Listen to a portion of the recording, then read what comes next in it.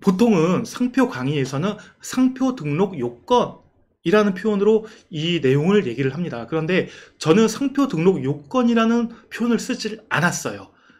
등록 가능한 상표의 선정 방법이라고 저는 타이틀을 정했습니다. 왠지 아세요?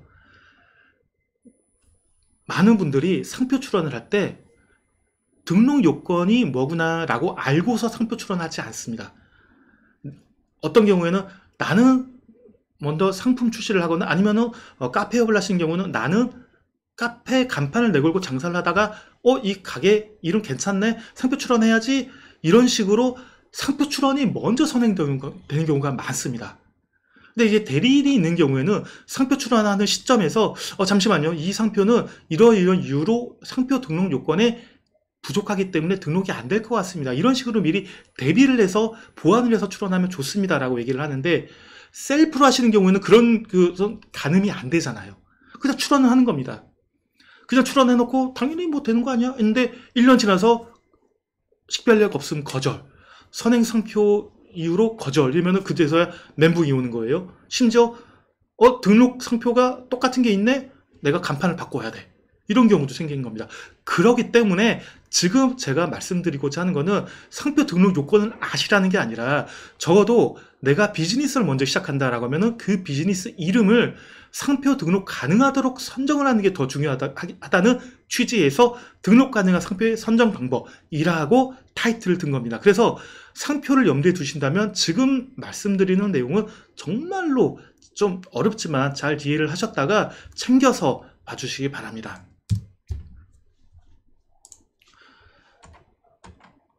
자, 상표 등록 요건, 어쩔 수 없이 우리 상표 등록 요건은 따져야 됩니다. 왜냐하면 등록 가능한 상표를 선정하려면 어떤 경우가 등록 가능한지 요건에 부합해야 되기 때문이죠. 상표 등록 요건은 식별력이 있는 경우에 한해서 거절 이유가 없어야 된다는 겁니다. 근데 이게 식별력이 있는 경우, 뭐가 식별력이 있다는 거야? 근데 이 식별력이 이 상표 제도를 관통해서 제일 어려운 개념 중에 하나예요. 쉽게 생각하시면 이렇게 됩니다. 어쨌든 간에 내가 상표 등록 받으려면 뭔가 좀 나만의 특징이 있어야 된다. 이게 식별력입니다. 이게 특허나 디자인 같은 경우는 그냥 네모나게 생긴 큐빅을 갖다 놓고 이거 디자인 등록 받을게요. 그러면 야, 이거 흔한 디자인이잖아. 안 돼. 이게 상표에서도 마찬가지로 식별력이라고 합니다. 내가 상표 등록을 받고 싶어 라고 하면은 일단 상표 등록을 내가 받든지 안 받든지 어쨌든 나만의 특징이 있어야 되는데, 그게 식별이 가능한 특징이라고 해서 식별력이라고 합니다. 식별력 잘 봐주십시오. 잘 기억해 두십시오. 식별력이 있는 경우에 한해서 그제서야 이제 거절 이유가 있는지 없는지 살핍니다. 식별력은 기본적인 전제고요. 식별력이 있다라고 하면 일단은 통과. 그러면 그게 거절 이유가 있는지 없는지 살펴보자입니다. 자, 예를 한번 들어볼게요. 식별력이 없는 경우에는 그 자체로서 판단할 대상이 없네? 이런 식으로 거절이 됩니다. 근데 제가 이 상표 오늘 이제 자료를 만들면서 어떻게 하다 보니까 제가 복숭아를 가지고서 제가 예를 만들고 있더라고요. 근데 제가 뭐 이 겨울에 복숭아가 먹고 싶어서 그런 건 아닌데 어떻게 하다 보니까 복숭아 위주로 예를 끌어갔는데, 제가 상표를 맛있는 복숭아를 등록받을 거야 라고 한다 해볼게요. 이게 등록이 될까요? 딱 들어도 맛있는 복숭아는 누구든지 다 쓰고 싶어하는 거고 특징이 없잖아. 이게 등록이 되겠어? 맞습니다. 그게 바로 식별력이 없다는 겁니다. 식별력이 없는 경우에는 그 자체로서 등록받을 대상이 없기 때문에 등록받을 대상이 없어, 식별력이 없어 자체로서 거절이 됩니다. 그러니까 기본적인 전제가 식별력이 있는지, 그러니까 뭔가 특징이 있는지인데, 식별력이 전체로 없는 경우는 특징되는 게 없네? 아무것도 맛있는 복숭아 그거는 특징 없어. 상표 등록 받을 대상이 없네. 거절. 식별력이 없다는 이유로 거절됩니다. 근데 만약에 여기에 식별력이 추가로 생겼어요. 햇살에 맛있는 복숭아. 이 햇살의 복숭아는 여러분 아시죠? 이거는 그 장호원의 거기서 상표 등록을 받은 케이스라고 해볼게요. 장호원에서 봤을 때 맛있는 복숭아는 상표 등록이 안 되니까 햇살에라는 나름대로 뭔가 나름대로 만들어진 단어를 갖고 햇살에 맛있는 복숭아라고 상표를 선정했습니다. 맛있는 복숭아는 특징이 없어요. 이 부분은 식별력이 없으니까 빼고 그러면 햇살에가 남네. 햇살에가 여기에 대해서 좋았어. 햇살을 갖고 살펴보자. 이게 거절 이유가 있을까 없을까? 없었기 때문에 등록이 됐습니다. 그래서 햇살에 맛있는 복숭아는 식별력이 없기 때문에 그냥 빼놓고 햇살에가 식별력이 있어서 등록된 겁니다. 그러면 여러분은 궁금하실 거예요. 식별력이 있어야 된다는 게 전제 조건이라는 건 알겠다. 그러면은 어떤 경우가 식별력이 있지?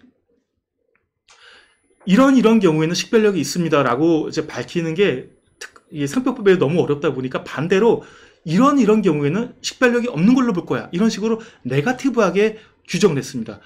이게 바로 식별력이 없는 것으로 보는 경우, 이런 경우는 식별력이 없는 걸로 본다. 입니다. 이거는 여러분들이 좀 감으로라도 기억을 하셔야 돼요. 이건 좀 아셔야지 됩니다. 상표를 구성을 했던 이거는 식별력이 없는 경우에만 해당되는구나. 자, 첫 번째로는 그 상품에 보통 흔하게 사용되는 명칭, 복숭아의 복숭아. 딱딱이라고도 요즘 가면 이거는 딱딱이 복숭아야, 이거는 물렁이 복숭아야 이렇게 하죠. 복숭아에 대해서 원래의 이름이 뭔지 또는 흔하게 사용되는 거는 그거는 누구나 다 사용해야 되기 때문에 특별히 독점 줄 수가 없어. 그건 식별력이 없어. 누구나 쓰는 거야. 흔한 거야. 식별력이 없다고 봅니다. 또 하나는 성질을 나타내는 명칭. 내가 맛있는 복숭아라고 했잖아요. 맛있는 복숭아가 맛있지. 그러면 맛없나? 맛있는 복숭아를 저한테 독점을 주면 다른 사람은 맛있는 이라는 표현을 못 써요. 말이 안 되잖아요. 누구나 다 쓸 수 있어야만 한다라는 게 이게 식별력이 없는 것으로 보는 경우인데 그게 바로 성질을 나타내는 경우라 할 수 있겠습니다. 또는 재료명, 이거는 효과, 몸에 좋은 복숭아 또는 원산지 이런 것들 전부 다 이제 성질을 나타내는 것들은 그 상품과의 관계에서 이 상품의 속성에 관한 거는 식별력이 없다고 봅니다. 또 이 부분이 정말 여러분들이 많이 꼭 챙기셔야 되는 겁니다. 유명한 지리적 명칭은 지리적 명칭이 특정인에게 독점돼서는 안 된다는 이유로 이건 식별력이 없다고 봅니다. 여러분 혹시 도쿄 등심이라고 가게 보셨어요? 도쿄 등심? 등심 가게인데 이름이 도쿄 등심이에요. 도쿄 등심 등록될까요? 안 됩니다. 왜냐하면 도쿄는 너무 흔한 지리적 명칭이에요. 설악추어탕 여러분 등록될까요? 안 돼요. 설악추어탕은 설악이 지리적 명칭이기 때문에 안 됩니다. 종로서적 안 돼요. 종로 그 지리적 명칭입니다. 여러분이 만약에 상표 명칭을 선정하는데 유명한 지리적 명칭을 포함하고 있다. 그러면 일단 식별력이 없다고 보시면 됩니다. 근데 이제 식별력이 없다고 해서 그것만으로 거절되냐? 그건 아니고요. 다른 식별력 있는 부분이 있으면 또 돼요. 그러니까 이제 지리적 명칭이 있는 경우에는 그 특징이 인정받을 수 없다 정도로 보시면 되겠습니다. 네. 이외에도 이 지리적 명칭에 관해서는 정말로 문제되는 사례가 많습니다. 그래서 지리적 명칭을 가지고서 이제 상표를 구성하신 경우에는 정말로 유념하시고 식별력이 있는 다른 부분들을 좀 포함하시는 게 좋습니다.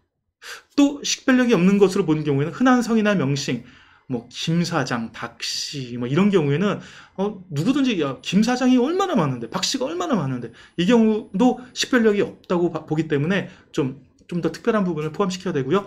또 중요하게 보셔야 되는 게 간단한 단어, 한글로 된 한 글자, 영어 또는 숫자는 두 글자. 여기까지는 식별력이 없다고 봅니다. 누구든지 선택할 수 있다는 거죠. 이걸 넘어서면 되는데 한글로 된 한 글자, 윤스시, 윤은 흔한 성이기도 하지만 윤스시 한 글자이기 때문에 안 됩니다. 또 AB 뭐뭐뭐, 32 뭐뭐뭐 식별력 없다고 봅니다.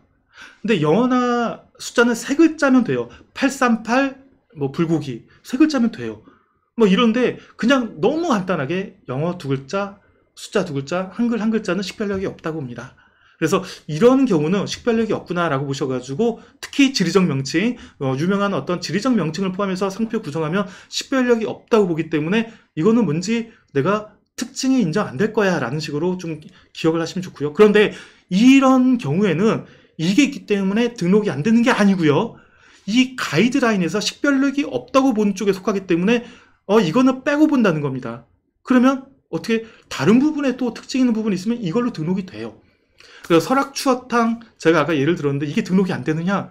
아니에요. 설악추어탕 등록됐습니다. 혹시 길을 가다가 설악추어탕 간판 보시면 아주머니 얼굴이 사진이 딱 하나 있을 거예요. 약간 좀 이제 살이 조금 있으신 분이 이렇게 웃고 있는 사진과 설악추어탕이 있는데 그분의 얼굴 사진이 식별력이 있기 때문에 사진 설악추어탕, 설악추어탕은 지리적 명칭과 그리고 보통 명칭이기 때문에 식별력이 없는데 이 얼굴 부분이 식별력이 있기 때문에 전체가 등록이 된 겁니다.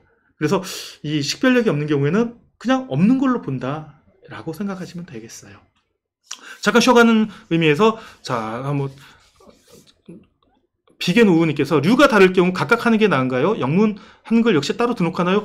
여러 개 하면 좋아요. 류도 여러 개 하고 상표도 여러 개 하면 좋은데 문제는 매 류마다 매 출원마다 별개의 건으로 취급되기 때문에 상표 출원 비용이 몇 배로 든다는 겁니다. 여러 개 있으시면 하셔도 좋고 하시는 게 가장 좋고 아니면 가장 스마트하게 하나의 상표에다가 하나의 그 상표에 한글과 영어와 한자를 병기를 해도 됩니다. 그러면 하나의 상표가 되기 때문에 이렇게 출원하셔도 되고요.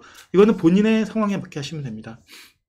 네, 복숭아는 딱딱한 게 맛있죠. 이거는 부먹이냐 탕수육이 부먹이냐 찍먹이냐 따라 다릅니다. 그런 논란이 있는 것처럼 복숭아도 개인에 따라 다릅니다. 어떤 분은 부드러운 게 맛있다고 하고 어떤 분은 딱딱한 게 맛있다고 하는데 저는 다 좋아합니다. 애플이나 엔트 같은 경우는 류에 한정해서 상표 등록이 가능한 것인가요? 엔트가 뭐죠? 이 질문 조금만 더 보강해 주세요. 네. 자 그러면은 식별력이 없는 경우로 없는 것으로 보는 경우 이 정도는 특징이 있어야 돼라는 일종의 가이드라인을 제시했고 이 가이드라인의 아래쪽에 있는 것은 없는 것으로 본다는 겁니다. 그러면 이제 뭔가 나는 특징이 있어요. 특징이 있을 때 그 상표는 어떻게 볼까? 나가볼게요. 그 다음에 거절 사유는 식별력이 있다라고 했을 때 근데 다 좋아. 근데 이래서는 절대 등록을 내줄 수 없어. 이런 경우에는 그냥 강력하게 거절을 하는 게 이 34조 거절 이유입니다. 적극적 거절 사유라고 하는데요. 대표적인 게 뭔가 좀 쌍욕이 들어있다거나 아니면은 뭔가 윤리적으로 비난 가능성이 있는 단어 이런 경우는 등록내주면 안 되잖아요. 다른 부분이 어떻든 간에 이런 단어가 있는 자체로서 거절이 됩니다. 또 아주 유명한 다른 주지저명한 상표 뭐 샤넬, 구찌가 포함되어 있다? 그런 상표 들어있는 거 등록시켜주면 문제 좀 커지지 않겠습니까? 자체로서 거절됩니다. 또 이게 실무상으로는 가장 문제가 되는데 다른 사람이 이미 출원하고 있거나 등록받고 있으면은 다른 사람이 선점했다 해서 거절됩니다. 다른 부분은 식별력이 없어도 식별력이 있건 없건 뭐 떠나서 이 부분이 다른 사람이 선점됐어. 그냥 거절됩니다. 그래서 자 전체적으로 보면 이렇게 보면 됩니다. 일단 상표 구성을 봤을 때 식별력이 어디가 있는가를 보고 식별력이 있는 부분을 갖고 이런 거절 사유가 있는지를 이제 판단하는 두 단계 개념으로 보시면 되겠습니다.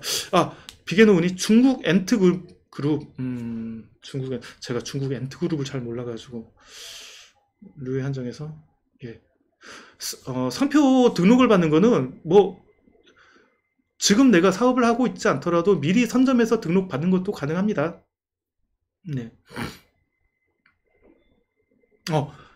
이양재님께서 자기의 상표 관리만으로 얍삽하게 비열하게 합법적으로 돈벌이한 성공 사례 한 개만 좀 소개해 주세요.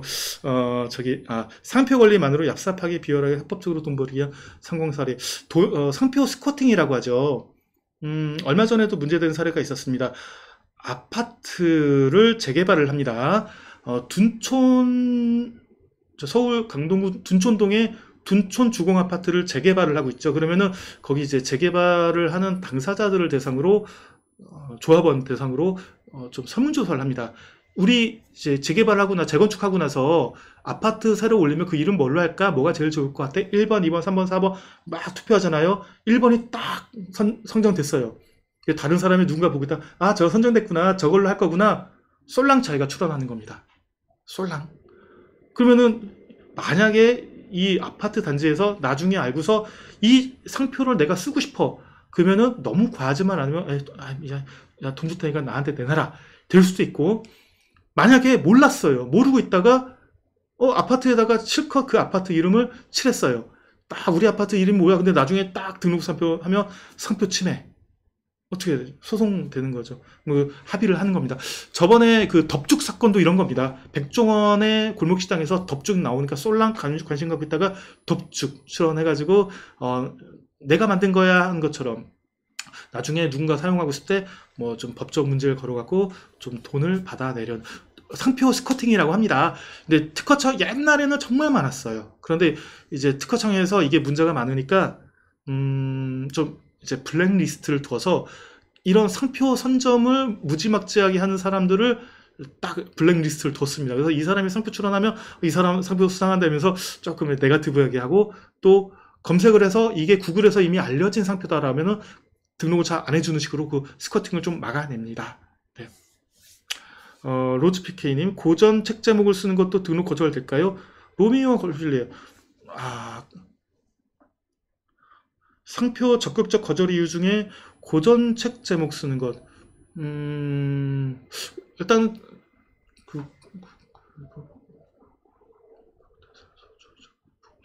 아니요, 제가 지금 상표 부등록 거절 34조 거절 이유가 한 20개 가까이 되는데, 그 중에 그런 저작권에 관해서 문제가 되는 경우는 없는 것 같습니다. 타인의 이름이 경우에는 문제가 되긴 하는데 저작권에 대해서는 문제가 없고, 다만 이게 살아있는 저작권이 침해가 되는 건 별개의 문제입니다. 어쨌든 그 어떤 저작물 이름을 가지고 상표 이름 정하는 건 일단은 문제가 없다고 봅니다. 상표 국제 출원 비용은 얼마인지 궁금합니다. 국가마다 달라요. 나라마다. 한국 특허청에서 우리나라 한국에다 상표 출원할 때는 얼마 정도는 돼야 돼라는 식으로 하기 때문에, 마드리드 출원할 때 선택할 때는 미국 선택, 미국은 얼마 추가, 일본 하면 일본 얼마 추가, 중국 하면 중국 얼마 추가, 이런 식으로 늘어나는 개념입니다. 그래서 각 나라가 얼마인지는 모르고, 그걸 살펴봐야 알아요. 제가 기억하기로는 한 나라당 한 몇백 불 정도로 알고 있습니다. 유명하지 않은 산 강을 영문으로 해도 안 되나요? 현저한 지리적 명칭이거든요. 현저한 지리적 명칭인데 어디까지가 현저한지는 모르겠습니다. 저희 사무실 근처에 예전에 어떤 유명한 돈가스 냉우동집이 있었어요. 그 일본 일식집이라고 하기에는 스낵 쪽인데 그게 아소산이었거든요. 근데 어느 날 보니까 이게 상표 등록이 안 됐다 하더라고요. 지금 그 한참 후에 알았는데, 아소산이 일본 규슈에 있는 큰 화산이라고 하더라고요.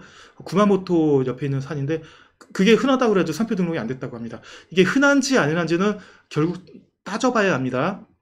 심지어 옛날에 판례 중에는 피자 투고라는 게 있습니다. 우리는 뭔가 포장해서 간다면 테이크아웃, 테이크어웨이를 하는데 미국 쪽에서는 투고 뭐 이런 식으로 투고라고 하는데, 그게 한국에서 상표 출원했더니 아프리카의 토고 공화국이라고, 그게 영어 스펠링이 똑같다고 그래가지고 거절된 사례가 있습니다. 근데 이거는 딱히 뭔가 룰이 있다기보다는 결국 심사관이 안 돼라고 했을 때 잘 설득하면 될 수도 있는 거고, 심사관이 완강하면 안 되고 그렇습니다.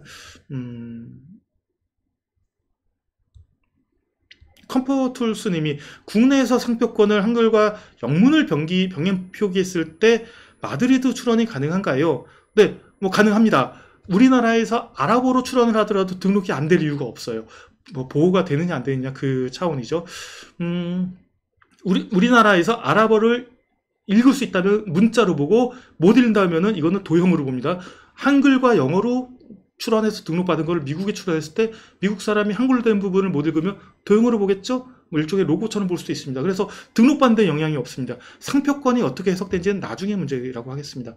마운틴이라고 안 하고 산 이런 식으로 회피가 안 할까요? 산. 그거는 케이스 바이 케이스입니다. 예, 강. 그거는 가능할 수 있겠네요. 뭐 한강 그러면은 미국에다가 HANGANG 그러면은 이제 한 리버 아니니까 될 수도 있겠네요. 네. 자, 또 넘어가 보겠습니다. 그래서 잠깐 복습할게요.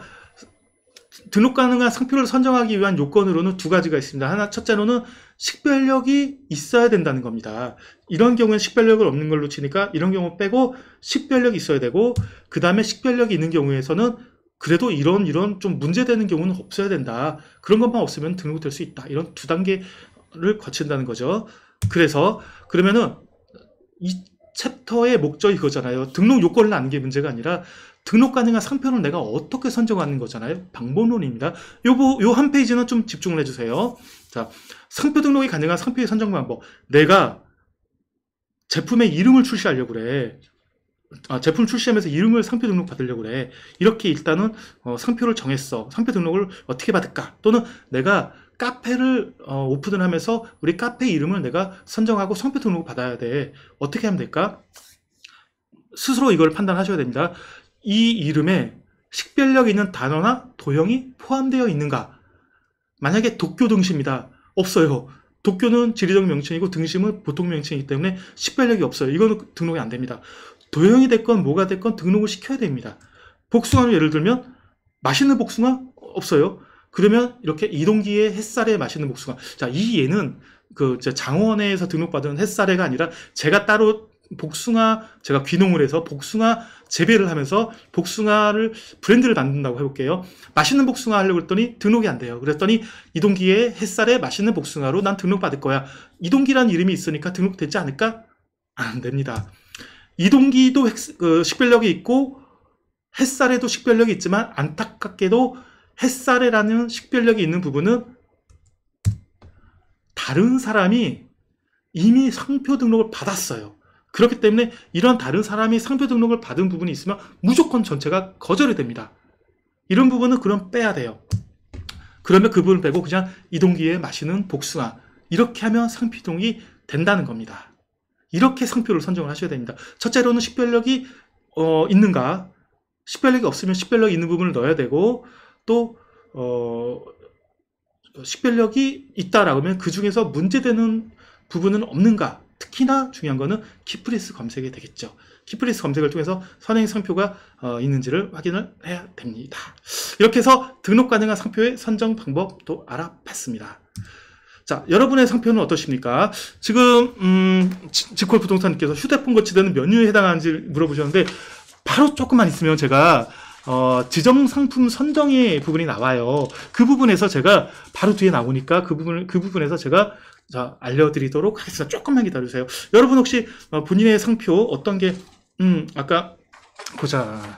섬소녀와 아름다운 길 따라 유튜브 하시는 분께서 아까 인사를 하셨는데 유튜브 방송 명칭은 방송업입니다. 방송업이라서 38유입니다. 근데 유튜브의 목적에 따라 다르죠. 저처럼 유튜브를 통해서 제가 변리사업을 하는 걸 알고 있으면 굳이 방송업에 등록받을 필요 없이 변리사업이 41유인가 그럴 겁니다. 41유? 예, 그래서 그쪽에 등록받으면 되는데 정말 방송을 한다면 38유 방송업에다 등록을 받으면 되고요. 섬소녀 아름다운 길 따라 일단 아름다운 길 따라는 아름다운 길 따라서 뭔가를 보여준다? 그래서 성질을 나타낸다라고 볼 수 있겠지만 그래도 섬소녀의 라는 부분이 있기 때문에 이거는 식별력은 있고 섬소녀라는 부분에서 선행 상표만 없으면 등록은 가능할 것 같네요. 얘기 나온 김에 말씀드리면 그 섬소녀와 아름다운 길 따라 채널은 저도 가끔 이제 업무를 하면서 왼쪽 모니터에다가 틀어놓고 그냥 멍 때리는 목적으로 놔둡니다. ASMR이라고 하죠. 그래서 그냥 어떤 장소를 가서 걸으면서 거리와 사람들 이제 보여주는 거리인데 그냥 뭔가 제가 사무실에 갇혀 있지만 바깥에서 직접 걷는 그런 느낌을 주기 때문에 그냥 저도 평소에 잘 틀어놓고 있습니다. 여러분도 혹시 지금 그런 거 좋아하시면은 검색 한번 해보셔가지고 섬소녀 아름다운 길 따라 검색하셔서 영상 보시고 괜찮으면 구독 한번 해주십시오. 그래서 또 여러분 혹시 내 상표에 대해서 궁금하다 이런 그 상표 없으십니까? 알려주시면 제가 또 지금 의견 바로 한번 드릴게요. 도형 상표, 이미지 상표로만 출원하는 게 이익이 클까요? 상표 등록의 목적이 뭘까요? 상표 등록도 결국은 내 등록받은 상표하고 비슷하게 다른 사람이 사용하지 못하도록 하는 게 이득이죠. 도형으로만 등록을 받는다. 로고로만 등록을 받는다. 그러면 로고와 비슷할 때만 내가 상표권으로 못하게 막을 수 있습니다. 근데 또 로고와 로고와 맛있는 복숭아. 그러면 맛있는 복숭아가 식별력이 없어도 로고가 이제 식별력이 있어서 등록이 되지 않습니까? 그러면 로고와 맛있는 복숭아도 얼떨결에 뭔가 등록에 따른 힘이 생겨요. 그래서 어떤 경우에는 식별력이 없는 경우는 로고를 포함시켜가지고 등록받는 것도 하나의 방법입니다. 근데 더 좋기로는 단어로서 내가 아주 차별화가 가능한 그런 어떤 식별력이 있는 단어가 있다 그러면 단어로 내 브랜드를 정하는 게 좋긴 합니다. 그런데 단어만으로 등록이 가능한데, 식별력이 있어서 등록이 가능한데 도형을 굳이 넣어야 되느냐? 그거는 생각하기 나름인데, 원래 좋기로는 단어로만 등록받는 게 좋습니다. 단어로만. 그것도 무난하게 단어로만 등록을 받으면, 제가 심지어 등록받은 경우가 그게 있습니다. 강북에 꿈의 숲이라는 곳이 있습니다. 꿈의 숲이라는 이렇게 공원, 일종의 공원이죠. 공원인데 꿈의 숲 근처에 요양병원이 들어섰습니다. 요양병원 생겼는데 그 요양병원 이름이 꿈의 숲 요양병원입니다. 진짜 요양병원 이름에 꿈의 숲이라는 이름이 괜찮지 않습니까? 근데 이게 도형을 넣느냐, 넣을 수 있었는데 도형 빼고 요양병원 빼고 꿈의 숲 세 글자를 넣고서 세 글자만 갖고 그냥 병원업 등록을 받았습니다. 그러면 이제 꿈의 숲 정신병원, 꿈의 숲 정형외과, 꿈의 숲 일반병원 아무것도 못 들어 쓰는 겁니다. 이런 식으로 상표도 구성 요소가 간단할수록 권리의 힘은 커집니다.